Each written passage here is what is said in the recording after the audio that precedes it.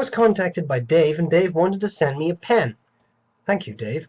Dave sent me this, a plain white box, but in that was this, a Pilot box. The Namiki Falcon came in a similar box, except it said Namiki. You open it up, there you go, there's the pen.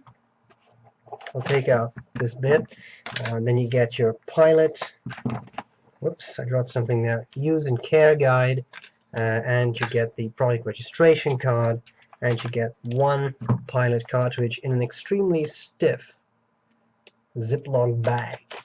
Now, the actual pen is a Pilot pen, and it is the Pilot Custom 74. Pretty nice pen, pretty cool pen.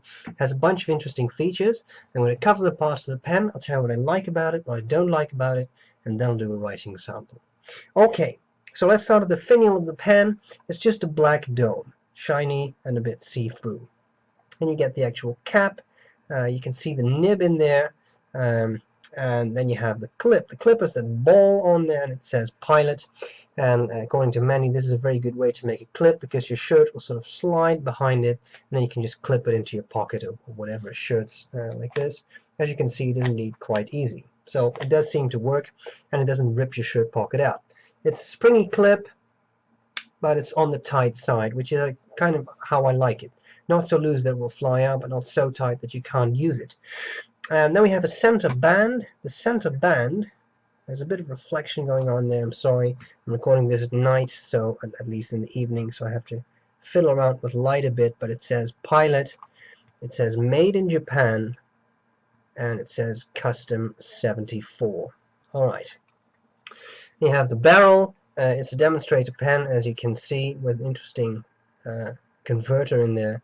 And then at the end cap, you get another one of those sort of transparent dark domes. You unscrew the cap, and then you get to the nib. The nib has a nice shape, I think, and it looks pretty cool. It says Pilot, and it says 14K585, and it has some scroll work on it. And this is a fairly flexible nib. It is not a full flex nib, but it definitely gives you above average springiness, I would say. So that's quite cool. Now I want to show you that converter. It has a little push button right there, and that will create a pump action. So to fill this, you put it in the ink bottle, you keep pushing this, and a bit of ink will be drawn in further and further and further until it reaches the top level. I'm not going to push the button now because there's ink in there, and then it would squirt all over my keyboard. And that is something you would like to avoid. Now, interesting pen. I think it has some cool things going for it. So first of all, that nib is really nice, and yes, it is a bit flexy, and that is very cool because people love that. As to the size, I think it's a decent size. It's not super big as to the girth, but as to the length, I think it is definitely a nice size. The section is comfortable.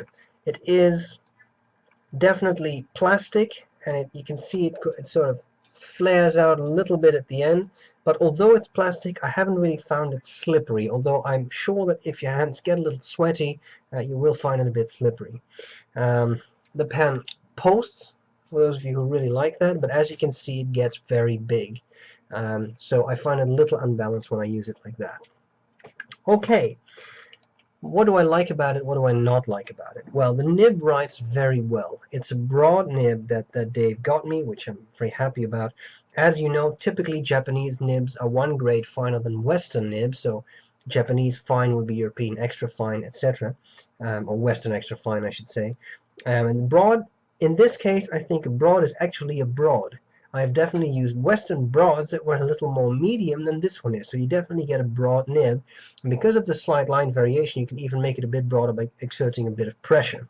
I think that's very cool. I like the looks of the pen. I think it's a cool demonstrators. I have a soft spot for them. But we need to talk a little bit about things I don't like about them. Well, you see that weird gray inner cap? Why do it? Because it blocks the view of the nib. They could have made something that was as transparent as the barrel, but they chose a weird gray insert, which I don't think is too nice. Apart from that, I kind of like it. I like the fact that you get these little bits of chrome, those highlights here at the end of the barrel, the center band, and at the clip. I think it looks cool. I think those smoke gray, or what is it, blue, I guess. Maybe it's more blue. As I said, it's evening. I'm sorry. I think those highlights are quite nice. I think it's a well-made pen, pleasant to use. If you have super large hands, you like really beefy pens, perhaps this one's not for you. But size-wise, I don't really have anything to complain. So I think it's a pretty cool pen. I think we need to take some measurements. Inked up, I come to 20 grams in weight. And as to the size, capped, I have, let me see, capped, I have 143 millimeters.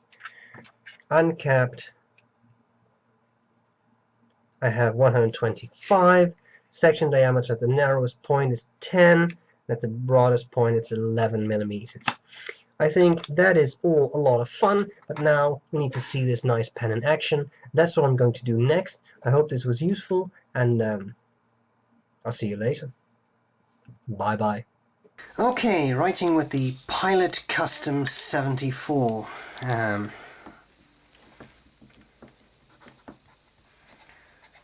Just to be sure, this is no pressure, Custom 74. The ink is Gerbin 1670. This is that ocean blue limited edition ink.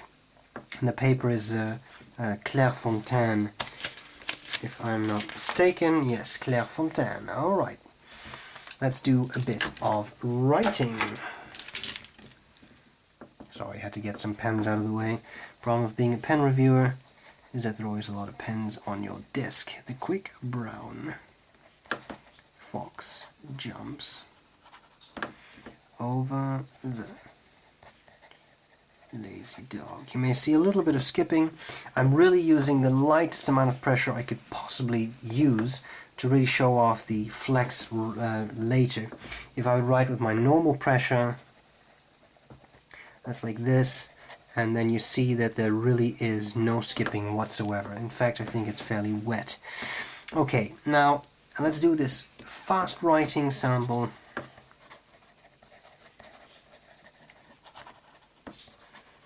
Bit of pressure, and what you see is that there is very little skipping going on. There definitely is some, but again, that's with very light pressure. When it comes to wetness, fairly nice, fairly wet, I would say. The pen is not scratchy. I don't find it scratchy at all, but bear in mind, I'm using a camera. The microphone will pick up the sound and amplify it a bit, so that's why it may sound a bit scratchy. Okay, now the interesting thing about this pen is the line variation that it offers, so let's have a look at that. We start with no pressure, and then we gently add more and more pressure, of course careful not to spring the nib, and I would say that with a bit of pressure you can really squeeze out quite some nice line variation, which is in fact very, very cool. So Dave, I thank you very much for sending me this pen. I'm enjoying it a lot. This is definitely one that I will use quite a bit. Thank you for sending it to me. Guys, I hope this was a useful review. And, oh, before I forget, reverse writing, huh? Just in time. As you can see, that's very dry, but it is possible. Just so you know, I hope this was useful, and I'll see you later. Bye bye.